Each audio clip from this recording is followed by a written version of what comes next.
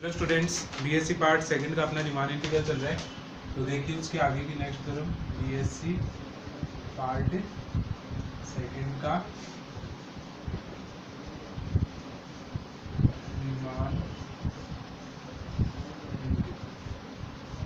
Riemann integral की theorem है। Next क्या थ्योरम है? If f belonging into R then mode of f is also belonging into R of but that converse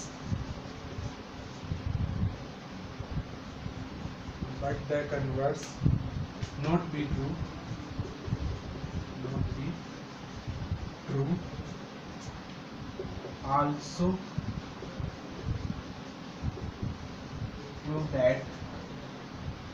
also prove that mode of integration a से b fx dx का mod less than equal होता है a से b mode of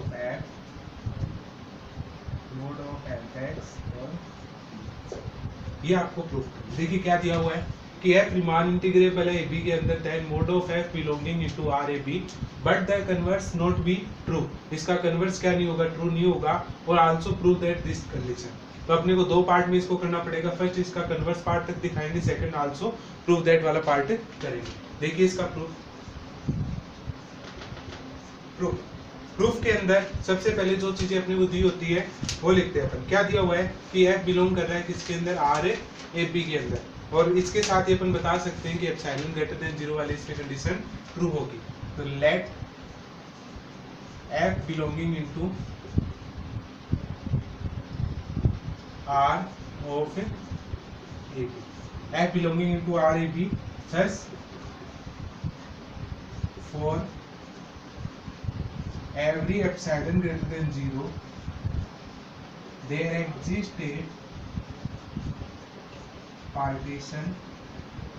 a partition p is equals to क्या होता है? a x note x1 dot dot dot x r minus 1 x r dot dot dot xn is equals to b। ये अपन ने क्या मान लिया यहाँ से? पार्टीशन। सच दैट इस पार्टीशन के लिए यूएफपी कंडीशन क्या होती है? यूएफपी माइनस एल एफपी, और वो क्या होता है? Less than epsilon. This number 1। यहाँ तक अपने को पता ही चीजें। Again f belonging into R A B, तो इससे आप बता सकते हो कि f क्या है? Bounded. f is bounded on close interval ab। तो गाइस यहाँ से thus there exists a k greater than 0 such that mode of fx is also less than k for all x belonging to closed interval ab। तो ये condition अपन बता सकते हैं यहाँ से। there implies mode of f is bounded on closed interval ab। देखिए यहाँ से अपन ने f को जो रीमान इंटीग्रल दिया था वो बाउंडेड होगा तो इसके लिए कोई एलिमेंट k ऐसा एग्जिस्ट करेगा जो बाउंडेड ही कंडीशन को क्या करेगा? सेटिस्फाइड। तो x belonging to this interval, तो mod of is bounded on ab। Let small mr and capital mr, small mr and capital mr be the infimum and supremum on small mr और capital mr infimum और supremum है किसके लिए? ir एक interval माना है अपन ने, क्या? x r माइनस 1 और x r के लिए। इस इंटरवल के लिए अपन ने डिफाइन कर दिया कि स्मॉल mr और कैपिटल mr क्या है? इन्फीमम और सुप्रीमम है अपने फंक्शन का। Also let small m dash r और capital m dash r be infimum and supremum of mode of fx और मोड ऑफ fx के लिए अपन ने क्या मान लिया कि स्मॉल m डैश r और कैपिटल m डैश r इसके लिए क्या है सुप्रीमम और इन्फिमम है किसके लिए ir के लिए किसमें मोड ऑफ fx ये fx के लिए थे और ये किसके लिए थे मोड ऑफ fx के लिए। तो इसके बाद देखिए इसके लिए नेक्स्ट कंडीशन अभी अपन सिर्फ बाउंडेडनेस दिखाए हैं इसका सुप्रीमम इन्फिमम वो चीजें एग्जिस्ट करवाइए। अब देखिए इसके आगे now for AP belonging into IR we have अगर अपने पास जो AP है अगर वो इसके अंदर बिलोंग करे तो उसके लिए कंडीशन क्या होगी mod of F beta minus mod of F beta का मोड वो क्या होगा is equals to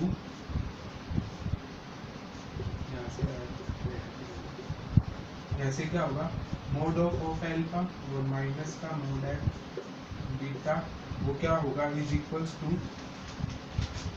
is less than equals to mod of F alpha minus F beta से क्यों होगा देखिए मोड ऑफ एफ एल्फा ये कंडीशन सेटिस्फाइड कर रहे हैं। अगर इनका मोड अगर अपन टोटल के मोड से ले तो टोटल के मोड से वो क्या होगा या तो लेस देन होगा या क्या होगा इक्वल होगा। देयर इंप्लाइज इसके लिए इन्फिमम सुप्रीमम अपन ने डिफाइन किया है इन्फिमम सुप्रीमम डिफाइन किया है तो उसके लिए कंडीशन क्या होगी यहाँ से अपने पास कि एम आर डैश माइनस का small M R dash less than equal होगा। इसके लिए कंडीशन क्या ली थी अपन ने कैपिटल यहाँ पे अल्फा बीटा की कंडीशन तो यहाँ से कैपिटल एम आर माइनस का small M R there for R is equals to sorry guys फिर यहाँ से अपन क्या करेंगे देखिए now U mod of F P minus L mod of F P इसको अपन क्या दिखा देंगे लेस देन एप्सिलॉन दिखाएंगे देखिए is equals to summation n is equals to 1 to infinite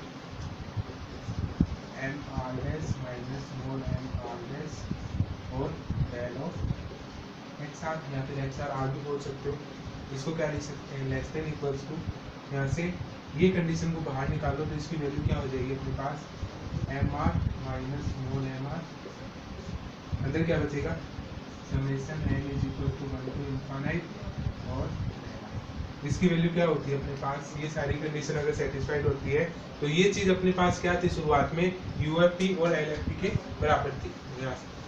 अपन क्या बता सकते हैं इसके लिए कि अपना जो U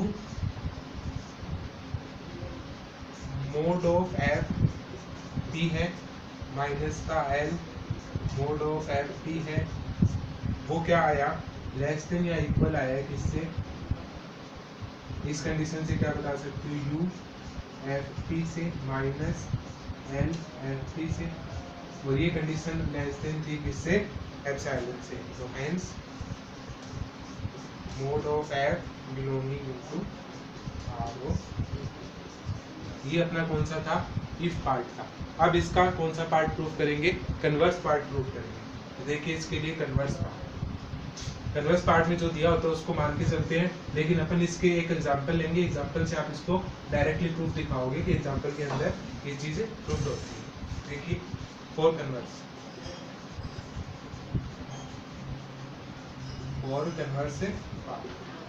कन्वर्स पार्ट के लिए वी आर टेकिंग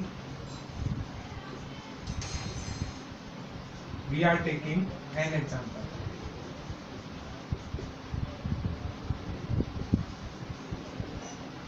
एक एग्जांपल लेंगे if mod F belonging into R A P then F not belonging into ये अपने को दिखाना है कि ये ट्रू नहीं होगा। दैट फॉर एग्जाम्पल, इसके लिए क्या एग्जाम्पल हो गया आप कि F X is equals to 1 और -1, तो x इज रेशनल और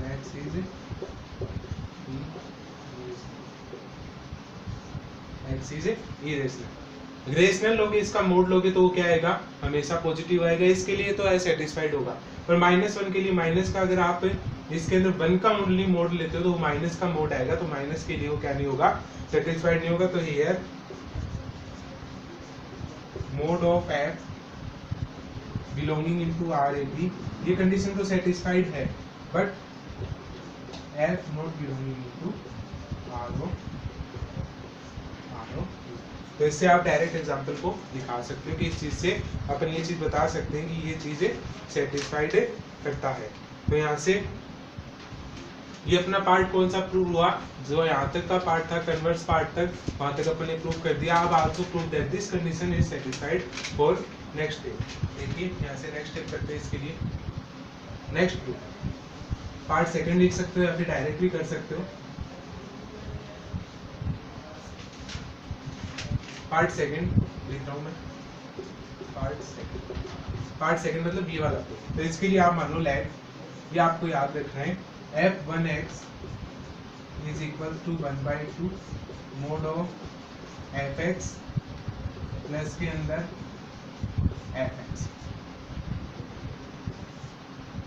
f2x मानना है आपको 1/2 mod of fx minus f of x। क्यों माना है, क्योंकि इन दोनों जोड़ेंगे तो 1 हो जाएगा और यहाँ से ये स्टेप कैंसिल हो जाएगी। तो mod of fx is equals to क्या होगा, f1x प्लस f2x। और दूसरी कंडीशन के लिए fx क्या होगा, f1x माइनस f की याद रखो, ठीक है, जहाँ पे f1x greater than equal 0 and f2x is also greater than equal 0 for all x belonging to, ये आपको याद रखना है। f1x डिफाइन किया है, f2x डिफाइन किया है और यहाँ से मोड ऑफ fx को डिफाइन किया है, fx को डिफाइन किया है। जहाँ पे f1x f2x हो गया ग्रेटर देन 0, जहाँ पे for all x belonging into this condition। अब अपने को ये सेटिस्फाइड करना है, दैट इम्प्लाइज क्या डिफाइन करना है, मोड ऑफ a से b fx dx is equals to a से b f1x dx plus a से b f2x dx का लिख सकते हैं, क्योंकि अपने पास fx कैसे डिफाइन किया अपन ने, f1x माइनस है f(x)। तो यहाँ से देखिए less than equals to, mod अलग अलग कर दो, तो यहाँ से क्या आएगा, a से b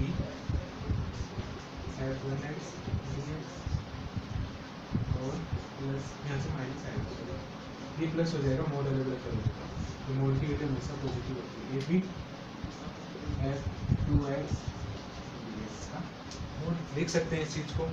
यहाँ से आप देखो कैसे डिफाइन करोगे, यहाँ से मोड के अंदर वैल्यू आई है तो अपन सिर्फ डायरेक्ट इसी साइड को लेके चल रहे हैं, तो इक्वलिटी में दिखा सकते हैं, इक्वल मोड है इसका f1x का मोड। तो यहाँ से मोड की वैल्यू क्या होगी, मोड की वैल्यू डायरेक्ट अपन कर सकते हैं चेंज कि पॉजिटिव होगा, पॉजिटिव अपन ले सकते हैं, तो अपन ने पॉजिटिव ले लिया, A B f1x dx plus positive इसको ले लिया ए बी f2x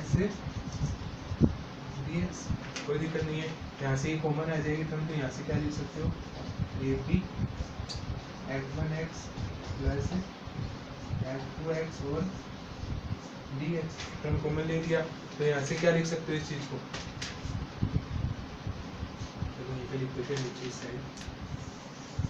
यहाँ से आप क्या लिख सकते हैं इसको, इंटीग्रेशन ऑफ ए से B mod of fx dx लिख सकते हो।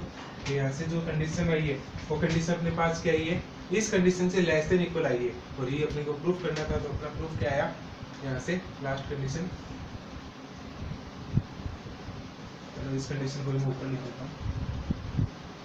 अपने पास ये कंडीशन क्या आई थी, यहाँ से जो लास्ट कंडीशन आई है इक्वलिटी में थी, तो क्या आया था, इंटीग्रेशन ए से B mod of F X और तो क्या आएगी वैल्यू आपके पास इंटीग्रेशन ए से B F X D X का मोड लेस देन इक्वल आ गया ए से B mod of F X D X का मोड। तो ये आपको क्या करना था नेक्स्ट में प्रूफ करना था। तो गाइज ये अपना एक थ्योरम था, ये इसको कंप्लीट किया। यहाँ से अपन अब नेक्स्ट करते हैं पार्ट, इसकी दो डेफिनेशन आई इंटीग्रल के लिए और इसके लिए परमिटिविटी। देखिए डेफिनेशन क्या है।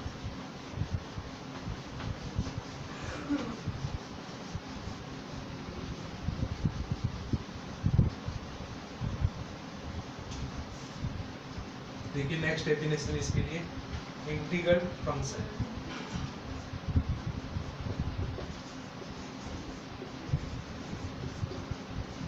इंटीग्रल फंक्शन, इंटीग्रल फंक्शन क्या होता है? If f belonging into RAB then function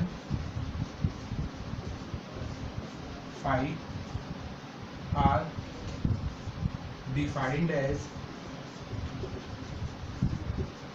इसको कैसे डिफाइन करोगे? Phi x is equals to integration A से B F T D T for all x belonging into A. This is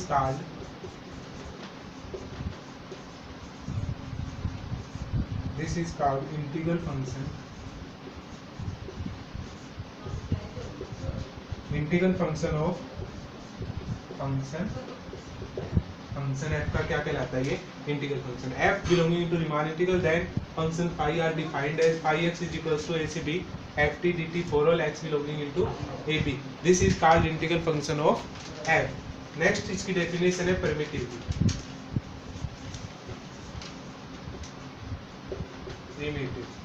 इसको पूर्वार्ग भी बोलते हैं, पूर्वार्ग। देखिए ये क्या होती है?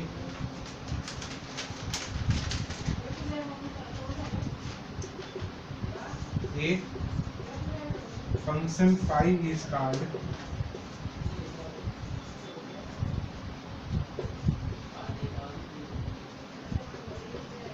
primitive of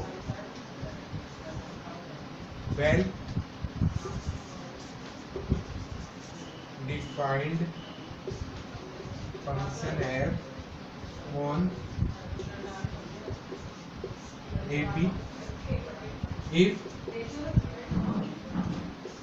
fx is equals to phi dash x for all x belonging to।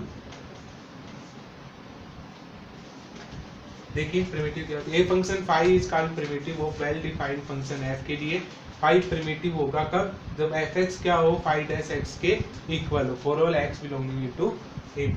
यहाँ से एक नोट है आपके लिए, नोट यहाँ से देखो, इसके लिए प्रिमिटिव के लिए क्या नोट है? Primitive of